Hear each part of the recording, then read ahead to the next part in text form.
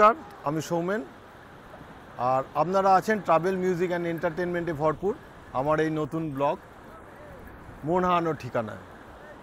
আমার মন বসে না শহরে, ইট পাথরের নগরে, তাই তো আইলাম সাগরে, তাই তো আইলাম সাগরে।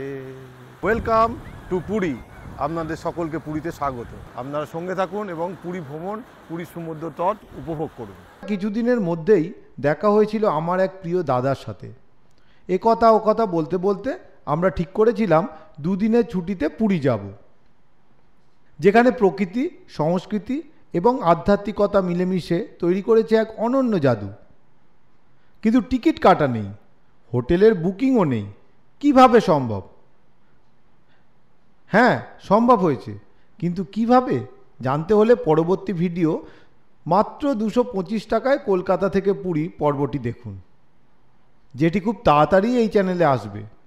আর ভিডিওটা দেখতে এখনই সাবস্ক্রাইব করে বেল আইকনে ক্লিক করে রাখুন।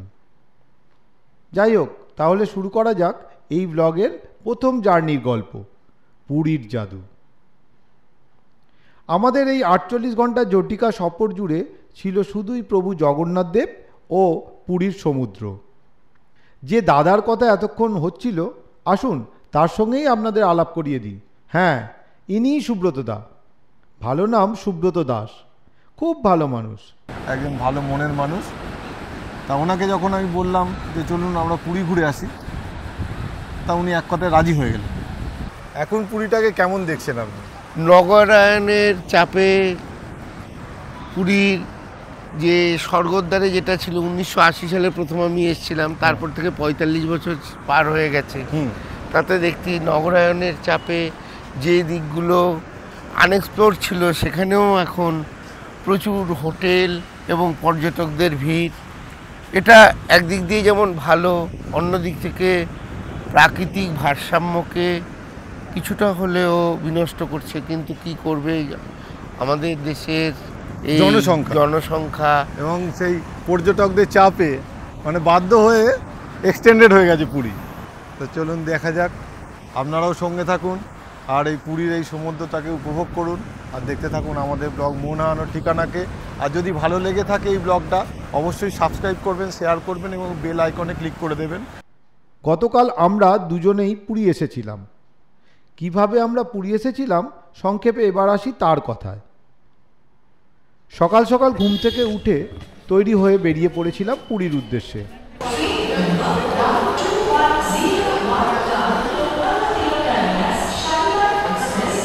আমরা লাল চা দিয়ে বেড়াচ্ছি, কিন্তু পাচ্ছি না। দুধ ছাড়া, চিনি ছাড়া চা পাওয়া যাবে না, সব ওই জনতা চা। অবশেষে একটা কফি পেলাম। লাল চা খুঁজছিলাম, লাল চা পেলাম না, তাই একটা কফি খেলাম। এবার এই কফিটা পেয়েছি, এই কফিটা খেয়েই ট্রেনে উঠবো। সকালবেলার কফি খাওয়া হচ্ছে শালিমার স্টেশনে। স্টেশনের ভেতরটা খুব সুন্দর হয়েছে এখন দেখতে। আজ থেকে 11 বছর আগে আমি যখন এই স্টেশনে আসি, তখন এখানে শুধু মাছের গন্ধ ছাড়া কিছু পাওয়া যেত না। একটা জায়গা যেখানে নাকি একটা খালি প্ল্যাটফর্ম ছিল এবং আলোর কোনো ব্যবস্থা ছিল না। আজ এই উন্নত অবস্থা দেখে খুব ভালো লাগছে।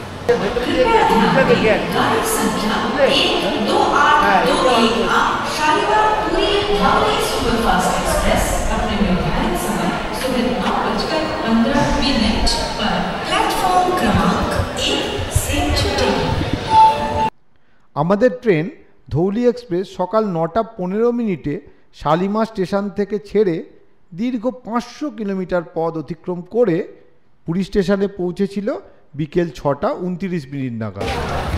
ট্রেন থেকে নামলাম। স্টেশন থেকে বেরিয়ে একটা টোটো ভাড়া করে আমরা আমাদের হোটেলের উদ্দেশ্যে রওনা দিয়েছিলাম। কিন্তু টোটো ভাড়া করার প্রক্রিয়াটা খুব সহজ ছিল না। দেখবেন নাকি একবার?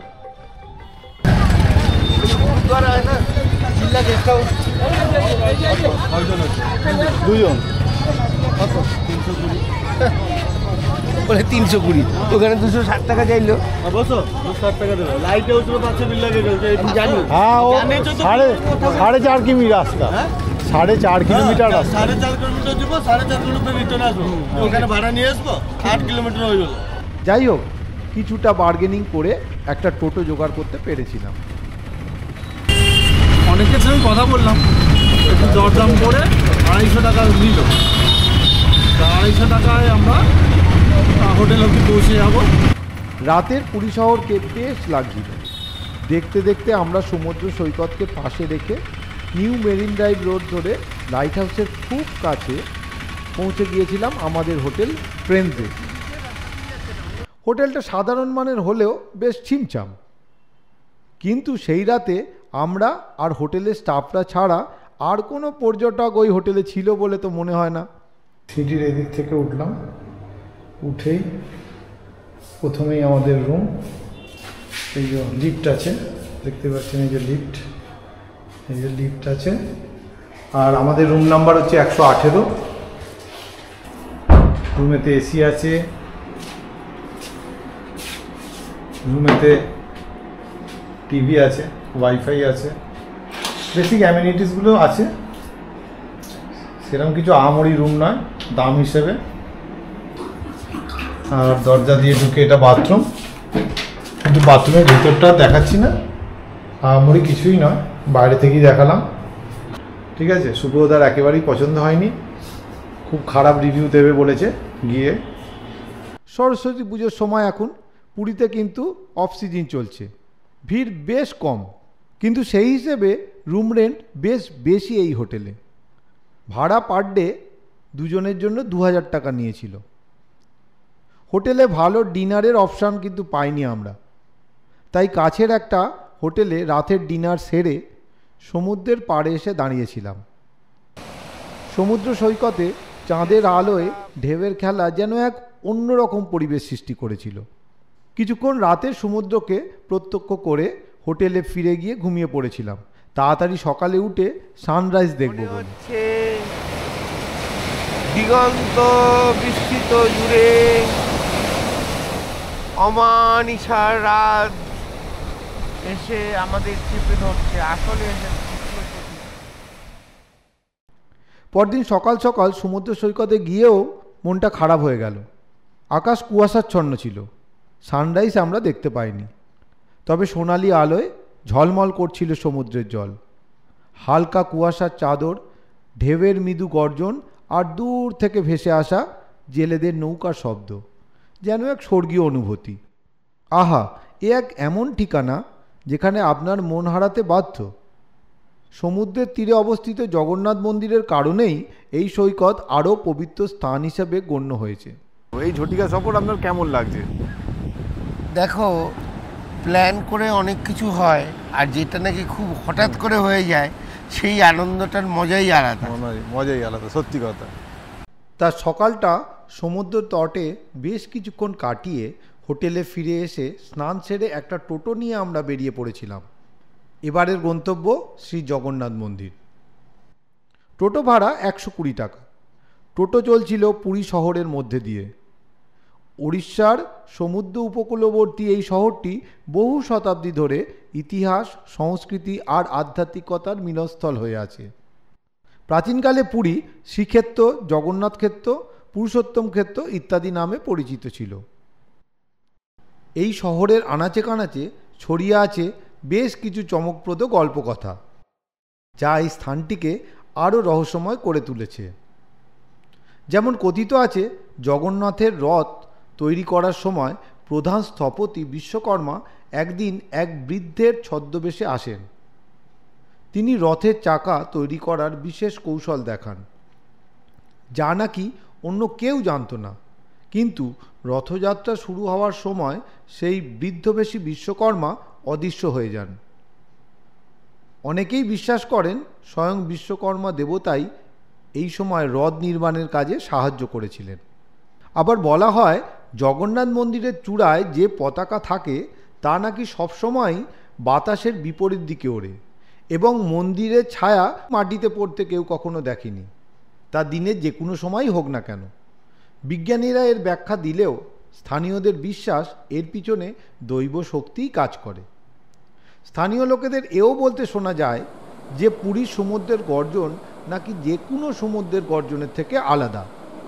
অনেকে মনে করেন জগন্নাথের রথের চাকার আওয়াজ নাকি সমুদ্রের ঢেউয়ের সাথে মিশে এক বিশেষ ধরনের গর্জন তৈরি করে। আবার কেউ কেউ বলেন সমুদ্রের এই গর্জন আসলে জগন্নাথ দেবের নিদ্রার আহ্বান। তবে একথা মানতেই হয় যে জগন্নাথ মন্দিরের রান্নাঘরে প্রতিদিন হাজার হাজার লোকের খাবার রান্না করা হয়। আশ্চর্যজনক বিষয় হলো বছরের পর বছর ধরে একই পদ্ধতিতে রান্না করা হলেও কখনো কোনো খাদ্যের অভাব হয়নি। স্থানীয়দের বিশ্বাস স্বয়ং মা লক্ষ্মীই নাকি এখানে রান্না করেন, তাই কখনো কোনো খাবার নষ্টও হয় না। এই গল্পগুলোই পুরীর সংস্কৃতি আর ঐতিহ্যের অবিচ্ছেদ্য অংশ। পরের বার পুরী বেড়াতে এলে এই গল্পগুলো মনে করে না হয় একটু অন্যভাবেই দেখবেন এই পবিত্র স্থানটিকে।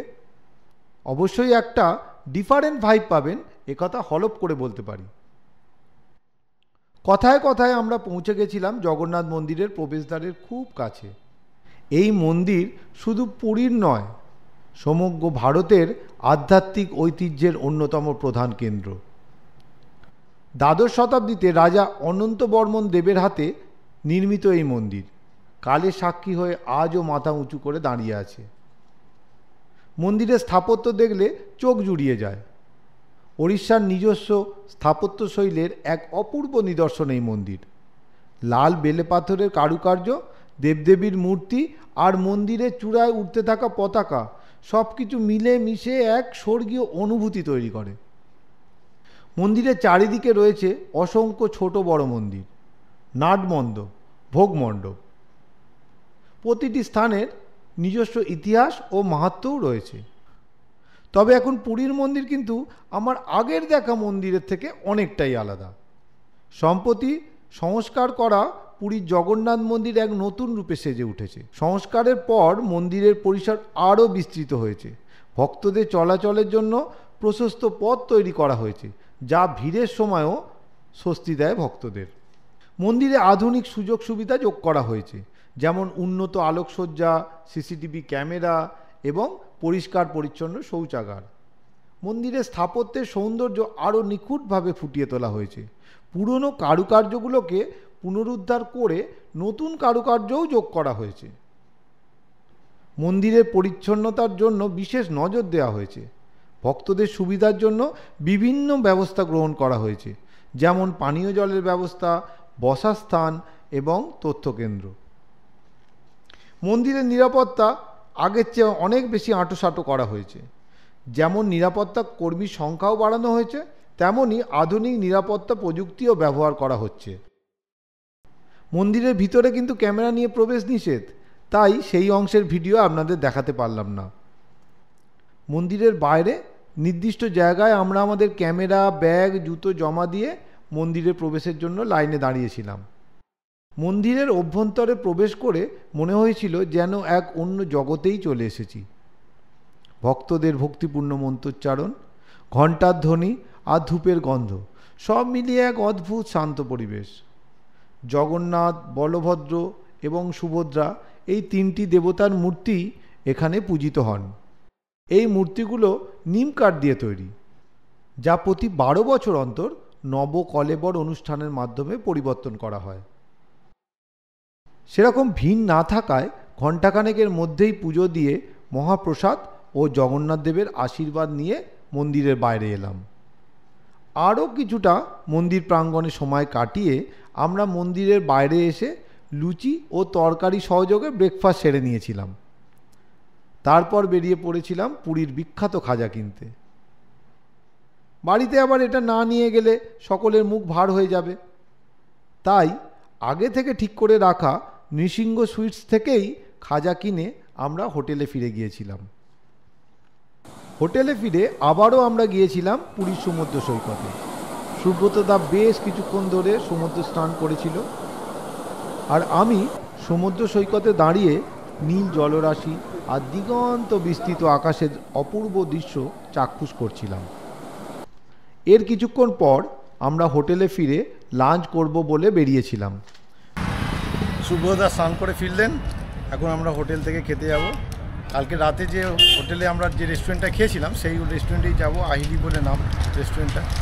যাই ওখানে খাবো, খেয়ে দিয়ে ফিরে এসে একটু রেস্ট নিয়ে তারপর আমরা আবার ওই কোথায় যাবো, বাস টাওয়ারে যাবো। হ্যাঁ, বাস টাওয়ারে যেতে হবে।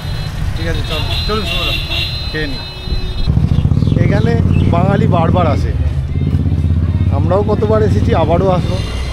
যাই হোক, আমরা আইলির সামনে এসে গেছি, অল্প একটু হাঁটা। এই আইলি রেস্টুরেন্টের সামনেই আমরা এসে গেছি। এই যে দেখতে পাচ্ছেন আইলি, এখানে কালকে রাত্রে আমরা ডিনার করেছিলাম, আজকেও লাঞ্চ এখান থেকেই ছাড়বো।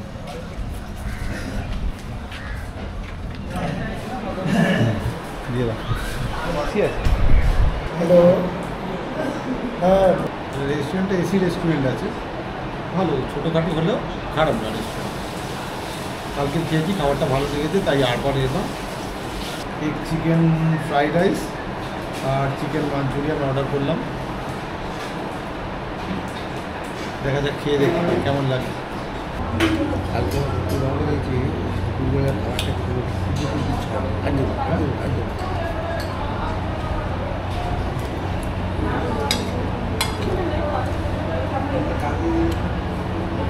ভালোই লাগে। এক চিকেন ফ্রাইড রাইস আর চিকেন মাঞ্চুরিয়ান নিয়ে খেলাম, 390 টাকায় দুজনের খাবার। পরিমাণটা ভালোই ছিল, মোটামুটি দুপুরের খাবার লাঞ্চ হিসেবে যথেষ্ট ভালোই খেলাম। গতকাল খেলে কম পড়লো কেন? গতকাল তো আমরা চিলি চিকেন নিয়েছিলাম ও আচ্ছা, আর এগ ফ্রাইড রাইস নিয়েছিলাম, তাই আর একটু টাকা কম পড়েছিল, তাই না? ঠিক আছে, চলুন এবার হোটেলে গিয়ে রেস্ট নেওয়া যাক।